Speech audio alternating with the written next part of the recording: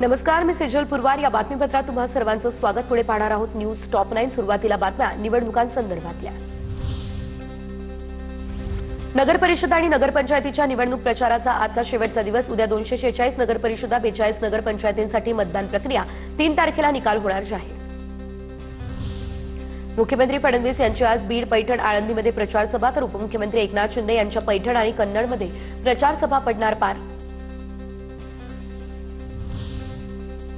उपमुख्यमंत्री अजित पवार यांची म्हसवड नगरपालिका निवडणुकीच्या प्रचारार्थ सभा पडणार पार, तर भाजपचे प्रदेश अध्यक्ष रवींद्र चव्हाण रत्नागिरीमध्ये जाहीर सभाही घेणार. पुणे पालिका निवडणुकीसाठी दोन्ही राष्ट्रवादीने एकत्र यावं, दोन्ही पक्षातील एकेका गटाचं हे म्हणणं. पवारांच्या वाढदिवसाचं औचित्य साधत घोषणा होणार, सूत्रांची माहिती. यासाठी वरिष्ठ नेते पुढाकार घेणार अशी देखील माहिती. दोन्ही एनसीपी एकत्र येण्यास प्रशांत जगताप यांचा विरोध. अनगर नगर परिषदेच्या नगराध्यक्षपदाच्या निवडणुकीला स्थगिती. सोलापूर जिल्हाधिकारी कुमार आशीर्वाद यांनी आदेश काढले. सुधारित निवडणूक कार्यक्रमानुसार पुढील कार्यवाही होणार. अनगर नगरपंचायत अध्यक्षपदाची निवडणूक बिनविरोध झाल्यानंतर राज्यभर दहशतीची मोठी चर्चा झालेली. जळगावच्या शेंदुर्णी या ठिकाणी भाजपच्या उमेदवारांच्या प्रचारार्थ गिरीश महाजन यांची प्रचार रॅली. रॅलीमध्ये भाजपच्या उमेदवारासह कार्यकर्त्यांचा मोठा सहभाग. ठिकठिकाणी रॅलीमध्ये मंत्री गिरीश महाजन यांचे जोरदार स्वागत.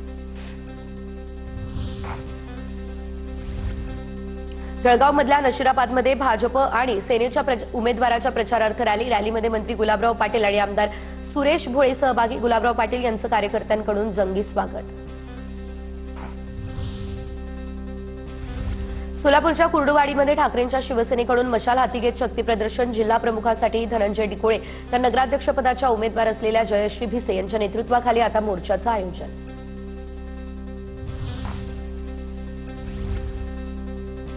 कराड नगरपालिकेच्या निवडणुकीतील यशवंत विकास आणि लोकशाही आघाडीचा प्रचार शिगेला. माजी सहकार मंत्री बाळासाहेब पाटील यांच्या उपस्थितीमध्ये सांगता सभाही संपन्न झाली.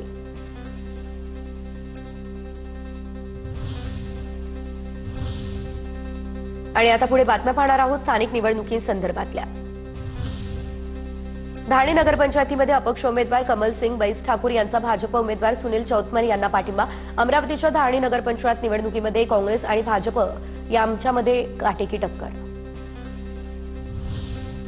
जळगावमध्ये 12 प्रभागांच्या निवडणुका आता पुढे ढकलल्या गेल्या. भुसावळ, पाचोरा, अंमळनेर शिवाय वरणगाव, यावल आणि सावदा या ठिकाणी 12 प्रभागांच्या निवडणुका पुढे ढकलल्या.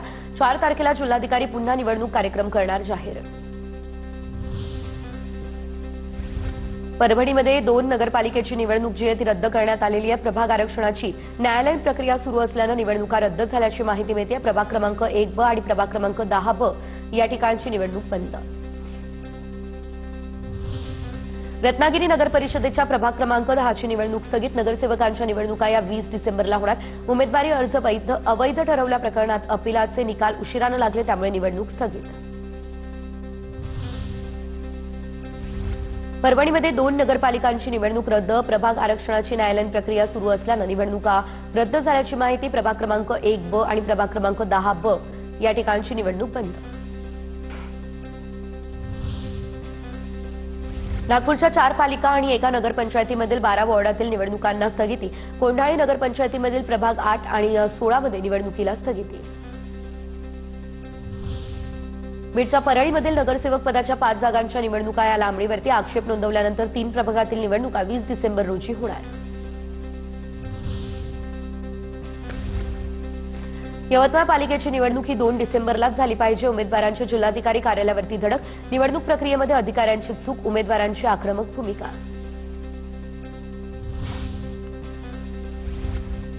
नशिराबाद या ठिकाणी जाहीर सभेच्या ठिकाणी जादूगाराच्या कार्यक्रमाच्या माध्यमातून नागरिकांना प्रभावित करण्याचा प्रयत्न, तर उमेदवारांच्या प्रचारासाठी जादूगाराच्या कार्यक्रमाची अनोखी शक्कल.